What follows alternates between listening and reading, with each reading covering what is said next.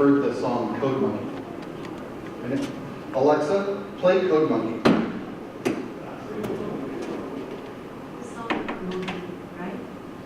Right. Alexa, volume 10.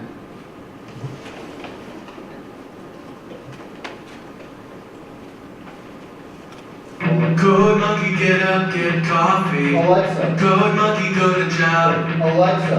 Code monkey, have boring meeting. Alexa, volume 5. Line manager Rob. I say code monkey, very. It's a little loud.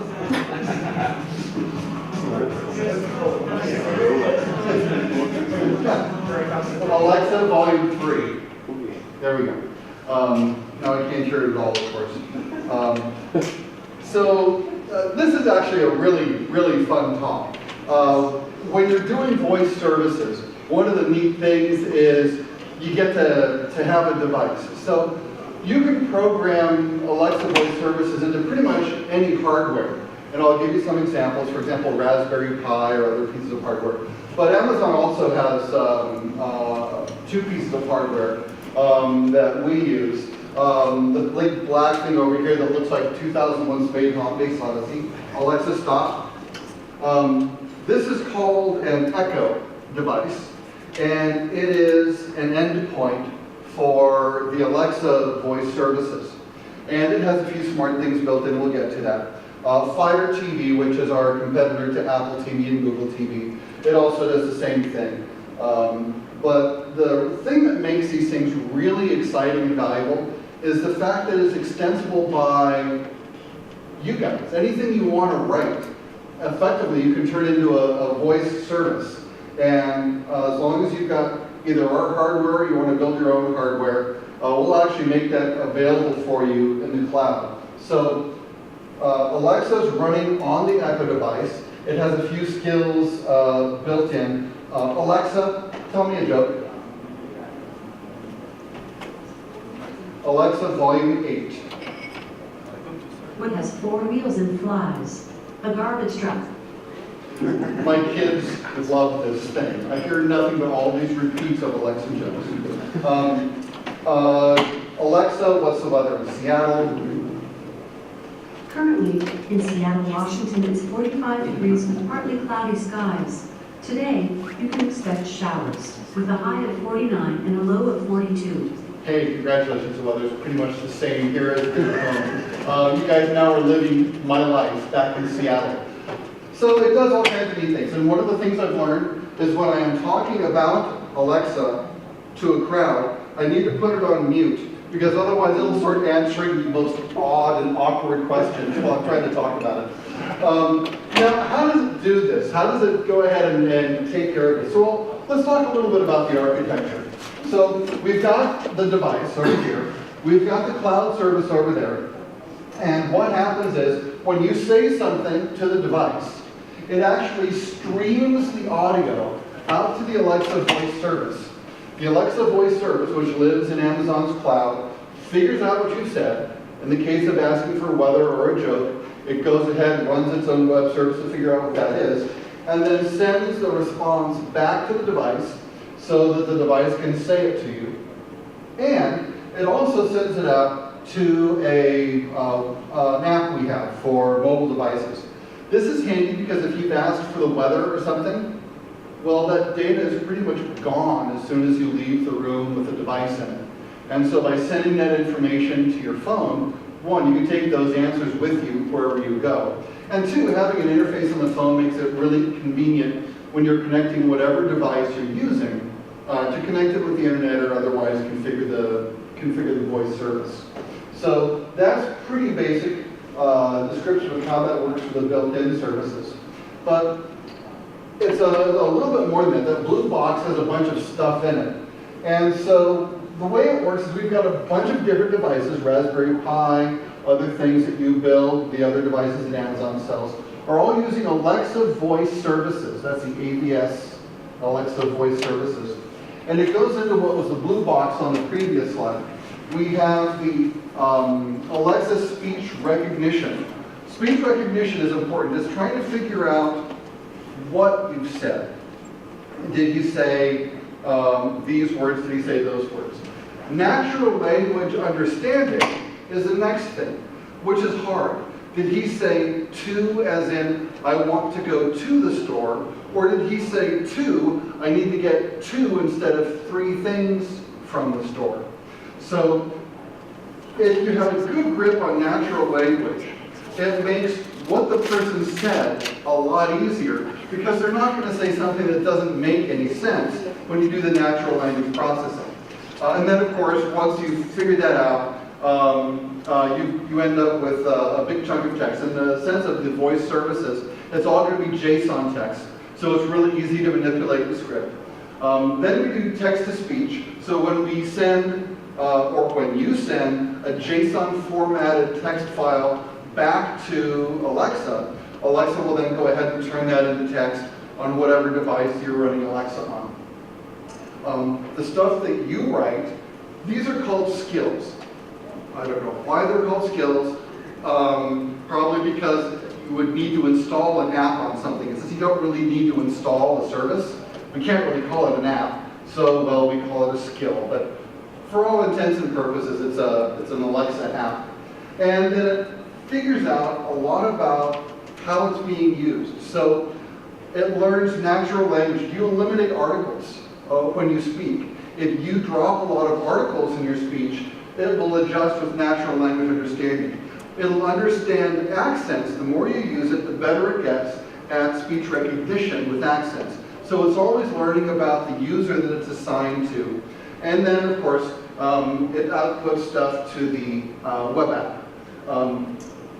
Other devices that Alexa currently works with, for example, you can control lighting with a lighting API that we have. So you can, in addition to like playing music like I did, you can also change the lights in a room.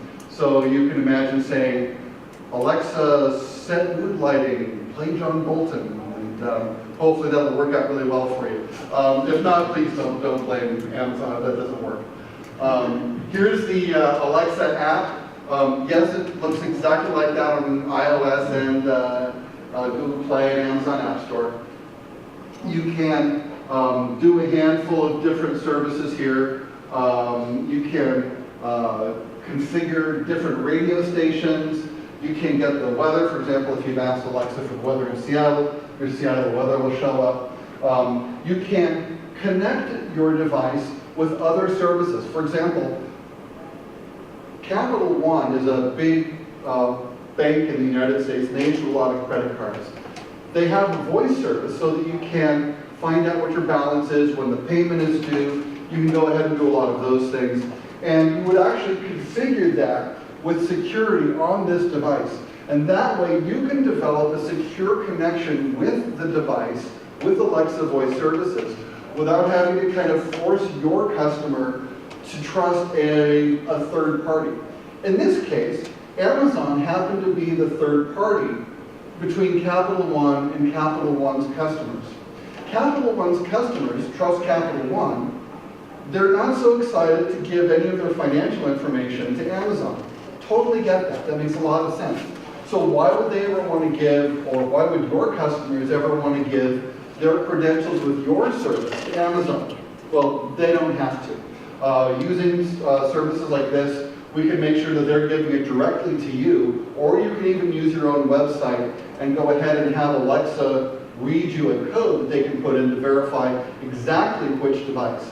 Now, each device has a unique identifier, so that's not a problem, and it will use that identifier. We'll talk a little bit more about security and privacy later. All of this stuff is on our website. You can take pictures of it, see it up there, run down there. The Alexa voice services, that's the stuff that runs on hardware. So Alexa voice services runs on the Echo. The Alexa is also running on the Fire TV. The Alexa Fund is a $100 billion fund that Amazon set up to kickstart things that do really cool voice. My favorite one is this teddy bear. Okay, it doesn't look that cool, but I mean, this is a neat teddy bear. How many people have kids? Anyone? Kids? Okay, a handful of people. Now, when your kids were too young to read and write, how do you send email to your kids if they're pre-reading and pre-typing? Well, actually, this is how you send email to your kids. You send an email off to Toy Mail, and all of a sudden the little eyes blink. Your kid comes up, gives the machine a hug, and says, hey, I'm going to read mail from your mom. It reads the mail that you sent, and then the kid can go ahead and say, I want to send a mail to dad. And then it'll go ahead, recognize that whatever you say next needs to be translated into text, sent to dad or sent to mom or whoever. And now you can actually have an asynchronous email communication thread with your pre-reading, pre-typing kid, thanks to voice services and the hardware that they went ahead and put in that little stuffed animal. So that's pretty cool.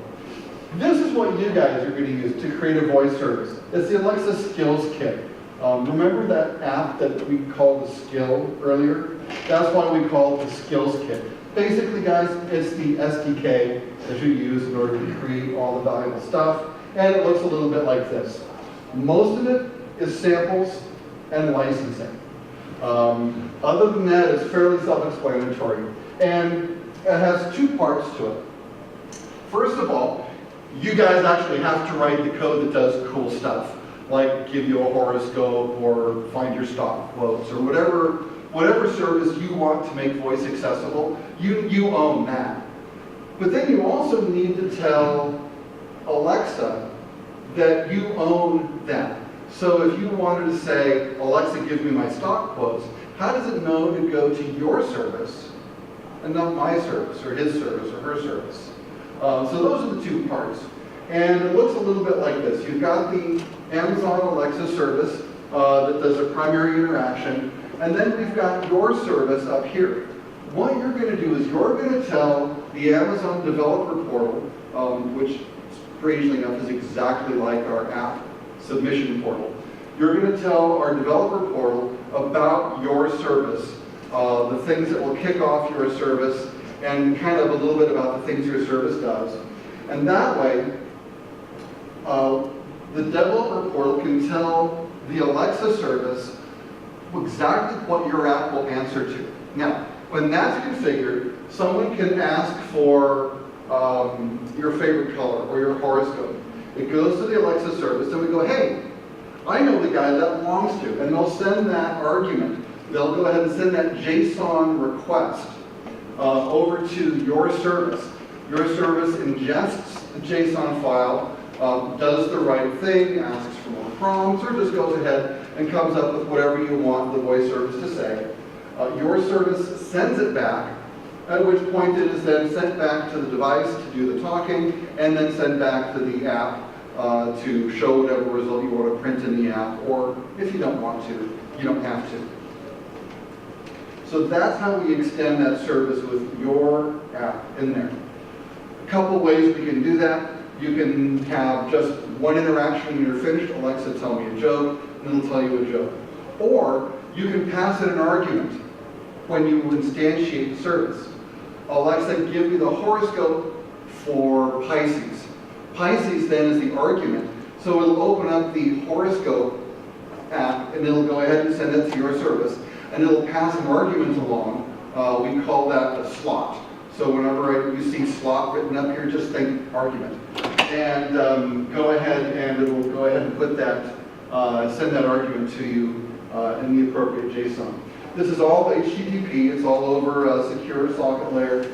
And when you launch your service, it'll need to be signed with your own security certificate. But for testing purposes, we can go ahead and leave that unsigned. This is where you sort of define the conversation that you're going to have with a voice service. We have, get computer, it could very well be get horoscope, it could be get something. And these are the variables, basically the slots into which you will insert an argument, or the person using your service will tell the service what it is you're looking for. So if you want to get a computer, you might say MacBook Air, and then the MacBook Air argument will get put into that slot. Date, don't worry about date. You can either ask for it if it's not today's date. We're clever enough to figure out what the current date time is if you don't specify a date. And that will determine kind of the flow of the conversation. So depending on what you ask for is going to be the data you get, and hopefully it's the data that you'll be able to use. Now, if we're going to do something like try to get a horoscope or try to get your favorite color, think of all the different ways someone could ask for that information. Tell me my horoscope, get me my horoscope, get the horoscope, find the horoscope. There are a whole bunch of different ways a user could ask for that. The service is clever enough to figure out a lot of these things on the fly. But in order to make sure that there's as little guessing as possible, you can go ahead and explicitly list some of the ways that your customer can interact with your service and actually be getting the right variable or the right argument into the right slot. So here's a good example for horoscope. Get a horoscope. What is a horoscope for? Find the horoscope for. What will the horoscope be for? And then inside the braces, we've actually got a couple of things. We've got the slot, which is where you put your argument. And then this is the type of it is. You can have numbers as a type. You can have literal text strings as a type. Or, as we're seeing here, you can actually define a custom type. So you can have control over how the argument looks and control over how you format or reply with the argument. Here, the argument type is date, for example.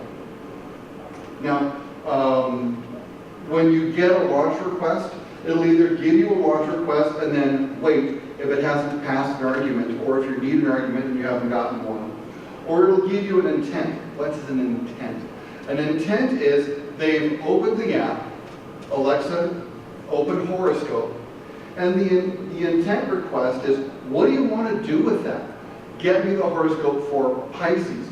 Pisces, the argument that they've put in, is now the intent that they've sent off to the app that you've opened. So you can do them as two separate steps, open it and then get the intent. But it's a lot more efficient to have the launch request and the intent request kind of combined. So this way, you can open it and pass the argument to the same utterance, the same set of things that the user says. The other thing that we can go ahead and send you, in addition to a launch request and an intent request, is an end session request. So these are the things that you will get in a JSON format from the Alexa service. This is sort of what your JSON is going to look like. For every JSON you get, you're going to find out what kind of a request it is, the request type.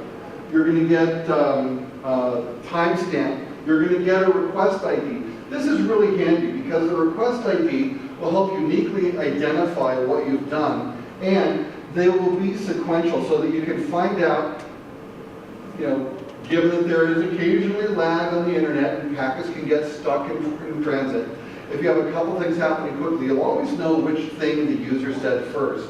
And you can go ahead and keep track of that so you're able to get the right thing done.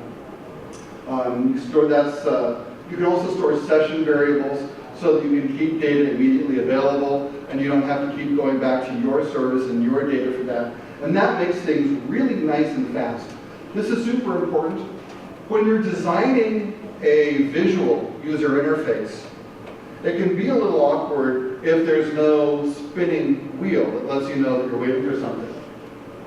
In a vocal interface, that's just dead air.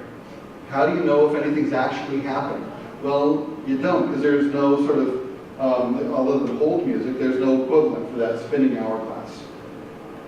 Custom slots.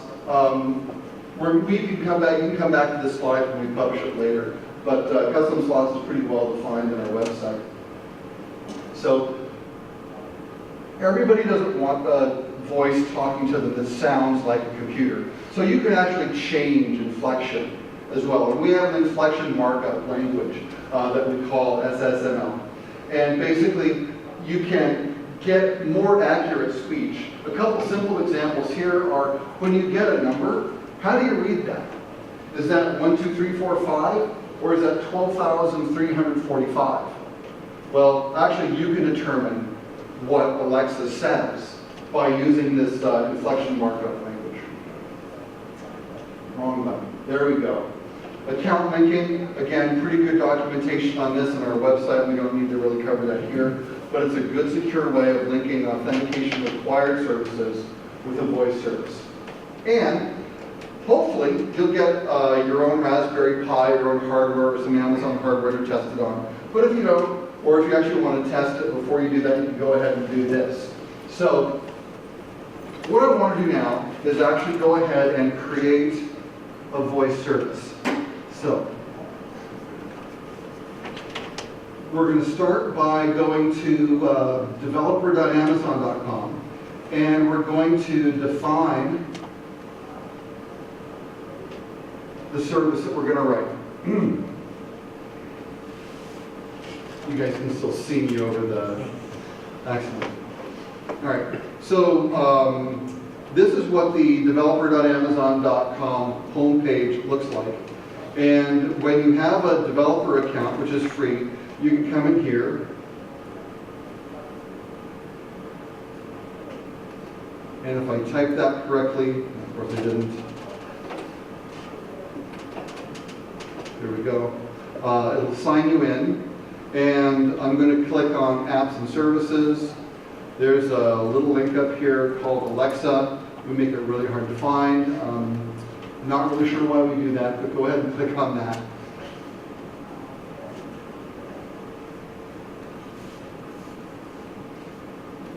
And in no time at all, seriously guys, come on.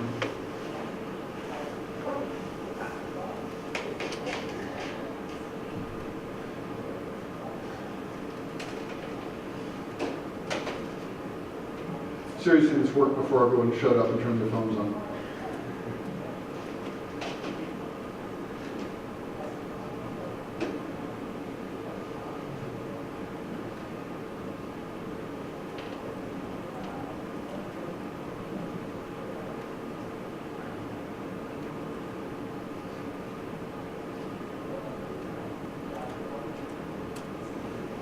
This is really a critical step, so it's very hard to skip this part.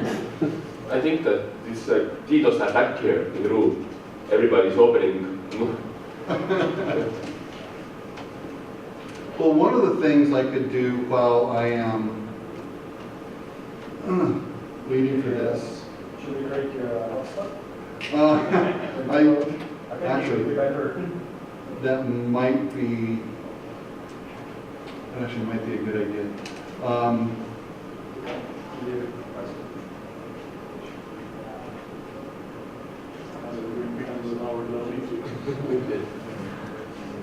So meanwhile, Alexa can play the waiting music.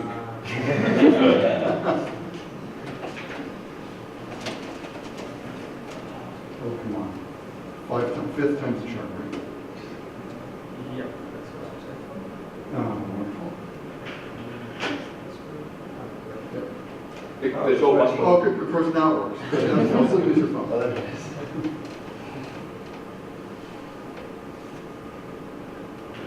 All right, wonderful.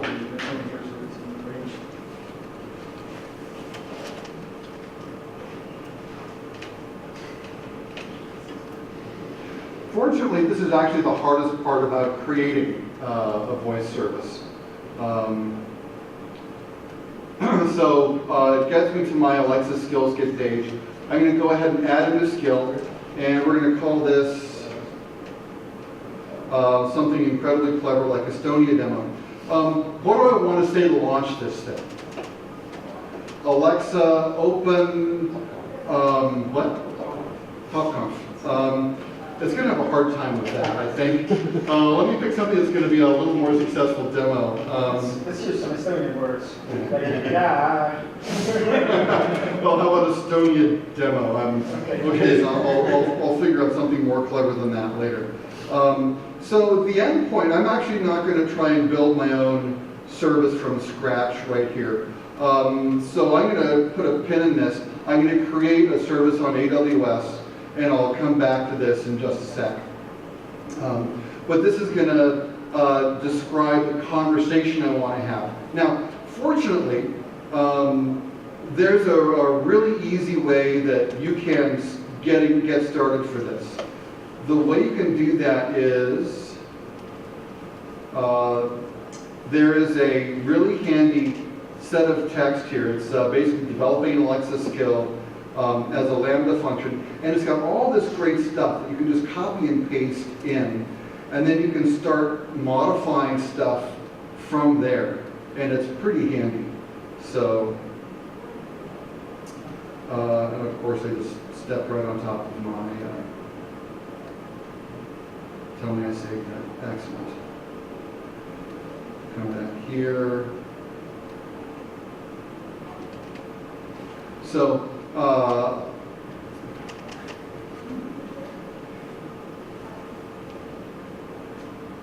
there we go. What this does is it goes ahead and sets up a expectation of what's going to happen. So it's going to give us some text. For example, right here, it's going to read some text that it'll tell to us, and it'll talk about picking a favorite color and ask for text. It'll get a string back. It'll get a plain text string, which means whatever we tell the service will get translated word for word into the JSON file that your service gets. So we can add custom slots.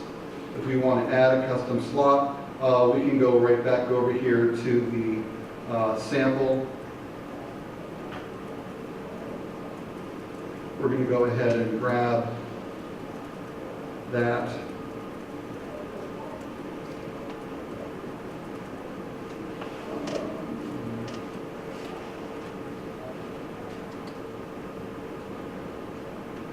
Actually, that's the list of custom slots I want.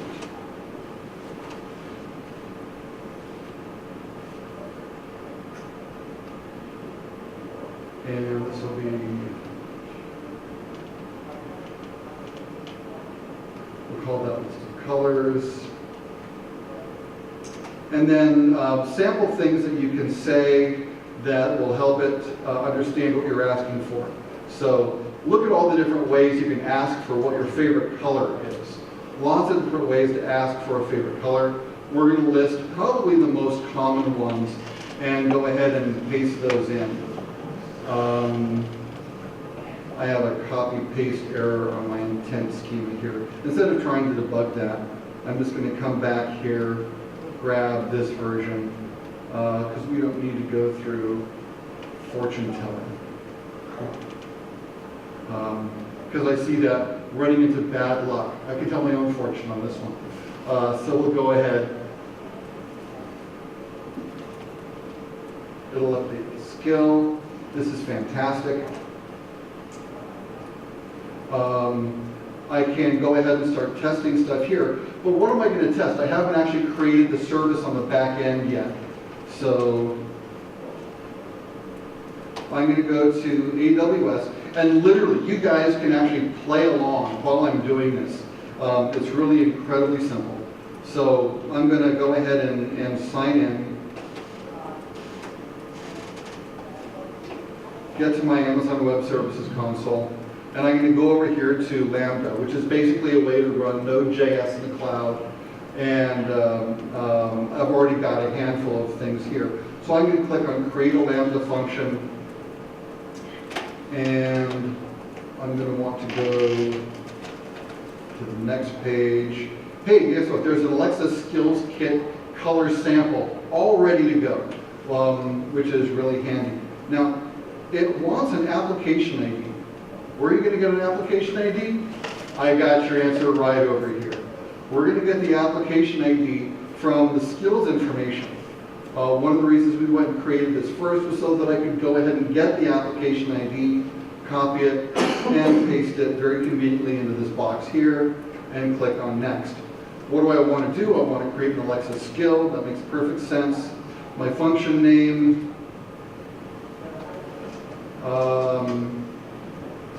Estonia demo, I want to use Node.js, because guess what? It happens to have written pretty much all of that for me right here. This is super handy. What role do I want it to play? I want it to play a basic execution role. And these defaults are just fine for that. These defaults are just fine for that. I review what I've got here, and it just that easily I can create a function. All right, so I can save and test this thing. Although I don't actually want to test it here. I want to go back over where we saw testing it over here. And I want to say that I would say, Alexa, open Estonia demo. And what I'm going to get in the service request box on the left is the JSON that you're going to get in your service. So your service is going to go ahead and get this launch request. Notice it doesn't actually have a color in it, so it's only a launch request. It's not actually the second request type that we looked at. It's only going to get a launch request. And the endpoint returned an error because I forgot to do something really important. All right, what I forgot to do, this is why I test these things, right? I need to go back over to AWS and grab this very important resource number. This string is going to, remember when I said we'll stick a pin in that? I need to unstick that. I need to go back over here, select my web service, which I could have written this as a web service running on a server over my desk. But in this case, I have that Lambda service. All right, now I should have a little bit more luck doing the same thing.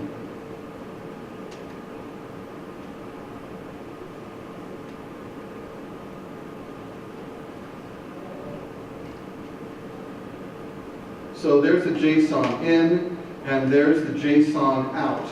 So far, so good. Now, all of my servers are in Seattle, and I'm connected here with a relatively slow network from the hotel. So I'm stalling just a little bit to make sure everything has time to propagate. And I'm going to say, Alexa, open Estonia demo.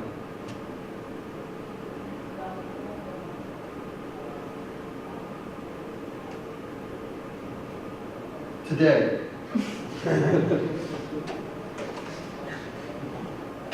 Alexa, open Estonia demo.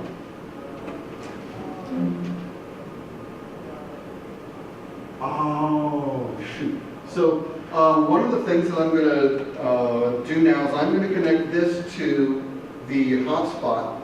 Now is when I really wish I had the way to show you guys exactly how I can do that. But I'm going to use my phone here, open up the Alexa app.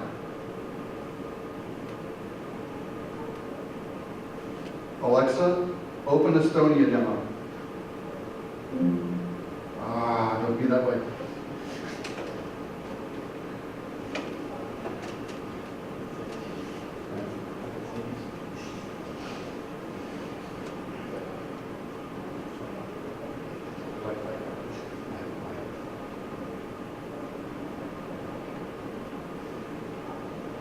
All right, so let's see.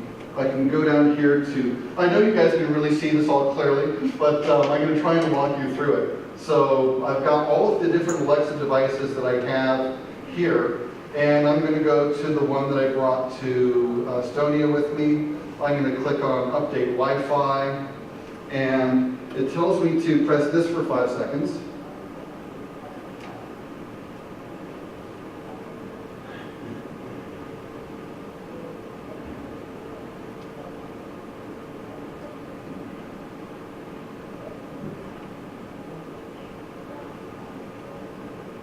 Be nice. I'm always trying to improve. You can give me feedback with the Alexa app. Thank you, Alexa.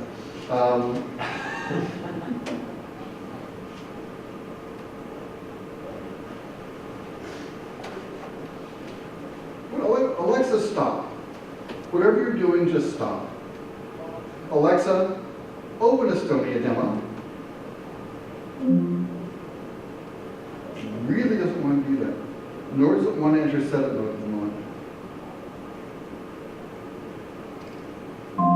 There we go. Now in setup mode. Follow the instructions in your Alexa app.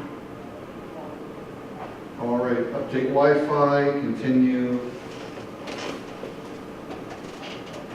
Now I need to change my network setting on my phone so that I am actually going to connect to the Echo, the device. Once I am actually connected to the device, I'll be able to bing. You've connected to Echo. Go ahead and finish the setup in your Alexa app. So I'll go back to the Alexa app, and it will scan for Wi-Fi networks, and I'm going to go ahead and pick, which one? There's a iPhone. Take a look at this. Let's see. Look at all of the networks that are currently On that one. around Scanning in. here. Yeah, we can scan again. So scan. How many more minutes do I have? 7. 7. All right, go ahead and enter your credentials there.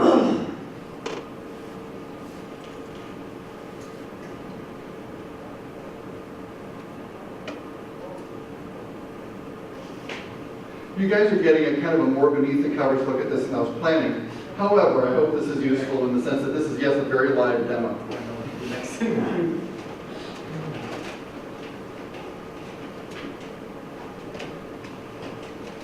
All right, it's passing that the network SSID and the credential information over to the device so that it can connect to the hotspot.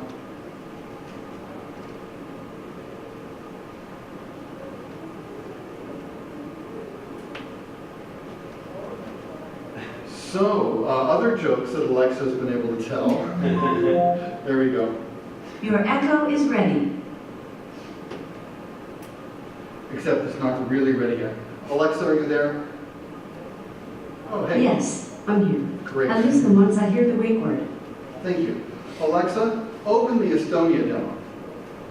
Or should I I say, couldn't find any smart devices on your network in Michael's profile. Please Alexa, ask stop. Alexa to discover. Alexa, open Estonia demo. Alexa, open Estonia demo. Sorry, I'm not sure. For now, I'm able to look up phone numbers, hours, and addresses. All right. I'm going to change this to my color demo. And see if that makes any difference. I suspect it won't, but we'll give it a shot. Alexa, open my color demo. Welcome to the Estonia Alexa Skills Kit sample. Please tell me your favorite color by saying, my favorite color is red. My favorite color is chartreuse. I'm not sure what your favorite color is. You can say, my favorite color is red. My favorite color is green. I now know your favorite color is green. You can ask me your favorite color by saying, what's my favorite color? What's my favorite color? Your favorite color is green. Goodbye.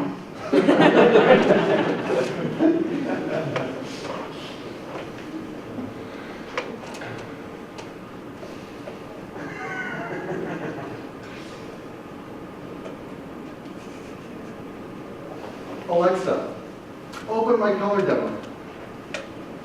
Welcome to the Estonia Alexa Skills Kit sample. Please tell me what a difficult process this has been by saying, my favorite color is red. All right, Alexa, stop. Alexa, stop. I'm not sure what your favorite color is. You can say, my favorite color is red. Alexa, stop. I'm not sure what your favorite color is. You can say, my favorite color is red. Alexa, goodbye.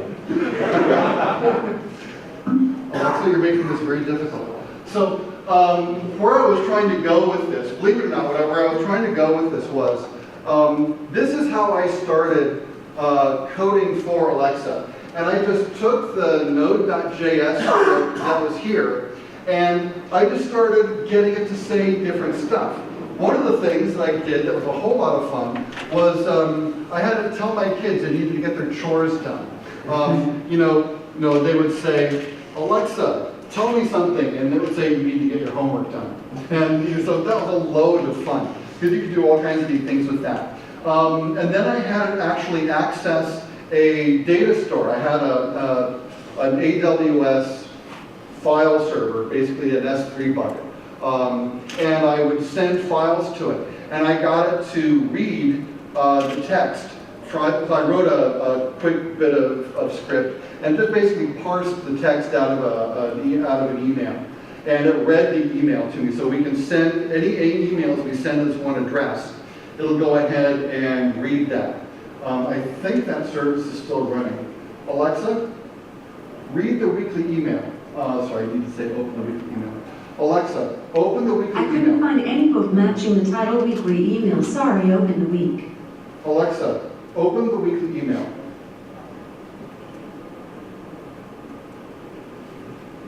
There was a problem with the requested skills response. Alexa, open weekly email. Hi Haley, here's the schedule for next week. Monday 11/16's person in charge. Haley, school bus comes at 7:06 a.m., but let's plan to be at the bus stop at 7 a.m. Alexa, stop. You need to pick up Ally at school at 2:15 p.m. Alexa, She'll meet you stop. at the park and ride. Ethan gets out of school at 2:16 p.m. Okay, so one of the things I haven't done,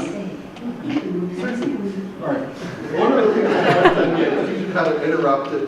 So it's taking that huge string out of the email that my wife sent to our nanny.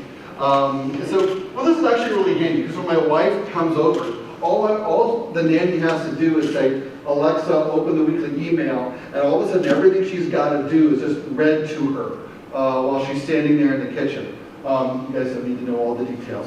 But basically, it just takes a big text string and parsed out of the mail that my wife sends, and it reads the whole thing. I need to break that up into multiple different segments so that we can actually break in between each one or stop in between them before it finishes reading the whole thing. I know I'm out of time, but thank you very much, guys, for your patience, and I hope you have fun kind of getting started with this. Honestly, it's a little bit harder doing it here than it was in my office at home, where everything just sort of worked a lot more smoothly. But if I can actually create an Estonia demo here in 40 minutes with all of this and a little bit of explanation in front, think of how little time it's going to take you guys to try and build some of your own voice services. So have some fun with that. Enjoy it, guys. The hardware will cost you something, but everything else I've showed you won't cost you a dime. Thanks.